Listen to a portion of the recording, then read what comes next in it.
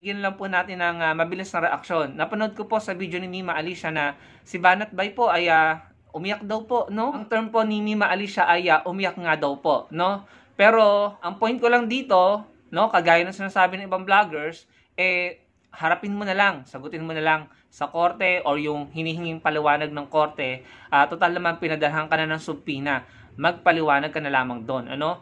Ako po, never ko talagang pinanood yung mga kuda ni Banat Bay sa social media. Since day one, nakikita ko lang yung mga content niya sa ibang platform, pero yung tipong pupuntahan ko talaga yung platform niya para panoorin siya, no, hindi ko po ginawa. Para po sa akin, questionable po ang credibility ni Banat Bay. Dahil unang-una, yung kanyang stand, dati sa pagkakaalam ko, binabatikos niya si Kibuloy, tapos biglang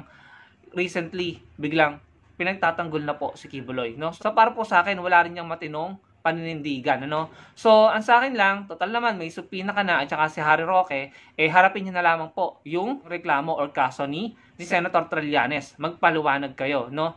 Yan po ang sinasabi natin mga kababayan Noong nakarang administrasyon, ang lalakas ng loob ng mga ito. Kung ano-ano sinasabi sa social media, no? Tila wala silang pakialam sa mga taong maaring masira ang reputasyon, maaring madungisan ng imahe, basta sila kukuda sa social media, no? Sasabihin nila kung anong gusto nila sabihin. Pero lahat po ng bagay ay may hangganan. Kahit yung freedom of speech natin, may hangganan at may kaakibat na responsibilidad, no? So, si Harry Roque at saka po si Banat Bay may subpina na, and I'm pretty sure susunod na yung iba pang kinasuhan ni Senator Trillanes, no? Kahit sa Pangulo ngayon, todo kayo ng bira kung ano-anong binibitawan yung salita na ano mo hindi mapupuno yung mga tao sa inyo, no? So ayan, magkita-kita kayo sa korte. Doon kayo magpaliwanagan. Ako po, kumpiyansa ako na mananalo dito si Senator Trillanes. Sigurado ako nang ngolekta na po ng ebidensya si Senator Trillanes at bago siya nagsampa ng kaso, sinigurado niya na may laban siya, no? Naniniwala ako na magtatagumpay si Senator Trillanes dito, pero kung sakaling matalo siya, para po sa akin, tama po yung ginawa niya na ipinaglaban niya yung kanyang karapatan at alam niyang tama.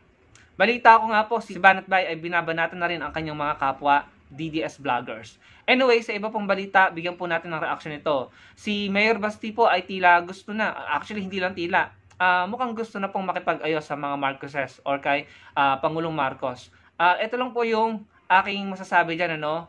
Parang nahihirapan po yata akong paniwalaan ang sincerity ni Mayor Basti dyan. Pero kayo mga kababayan, sa palagay nyo, sincere po ba si Mayor Basti sa kagustuhan niya makipag-ayos sa mga Marcoses?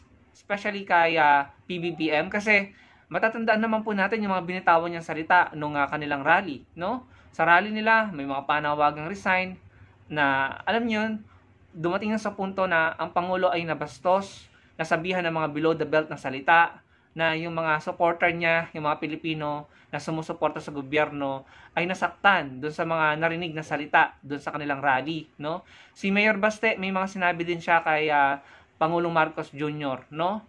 Yung iba nga doon sa rally nila, may panawagan ng mag-withdraw ng suporta ang AFP at PNP sa Pangulo natin, and then may sumisigaw ng kudita, may nananawagan ng resignation, may gustong ihiwalay ang Mindanao, at kung ano-ano pa. May mga sumisigaw ng bangag, no? Sobrang dami ng nabitawan na salita na para po sa akin ay masakit pakinggan. Kaya naman ako po ay nahihirapang paniwalaan ang sincerity ng naging pahayag nito ni Mayor Baste na tila nagpapakita ng kagustuhan ng pag-aayos, no, or kapayapaan between the two families, no? Isa pa parang nakakatawa lang kasi nakikipag-ayos sila sa Pangulong Marcos Jr. pero never namang nakipag-away sa kanila ang Pangulo.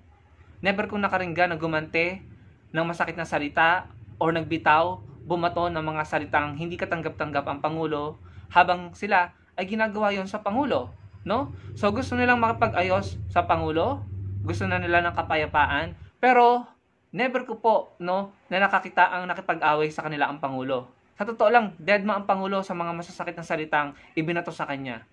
Nagpatuloy siya at nag-focus siya sa trabaho. So, siguro itong pakikipag-ayos ni Mayor Baste sa Pangulo, sa tingin ko, hindi na rin niyang papansinin ng Pangulo dahil hindi naman siya nakipag-away, no? Hindi naman siya bumato ng masasakit na salita. Ngayon, ang tanong mga kababayan, kayo po, ano pong masasabi niyo sa intensyon na ito ni Mayor Baste? Tsaka pakisagot na rin po yung katanungan na bakit biglang ganyan? Biglang gusto nang makipagbate, no?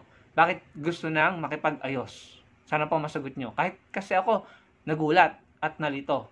Kaya nahihirapan po akong tanggapin or paniwalaan ang sinseridad ng mga pahayag na iyan na tila gusto nang makipag-ayos. Kayo po, ano pong opinion nyo dyan? Bakit biglang gusto nang makipag-ayos ni Mayor Baste kay Pangulong Bongbong Marcos? Ito rin yung isa sa mga dahilan kung bakit nahirapan akong paniwalaan yung pahayag niya. Sabi po dito sa Politico, Davao City Mayor Sebastian Duterte seems keen on stirring up the hornet's nest despite calling for an end to his family's feud with the Marcoses. Sabi sa balita, Sebastian Duterte tags Martin Romualdez in a video of Hungry Pig.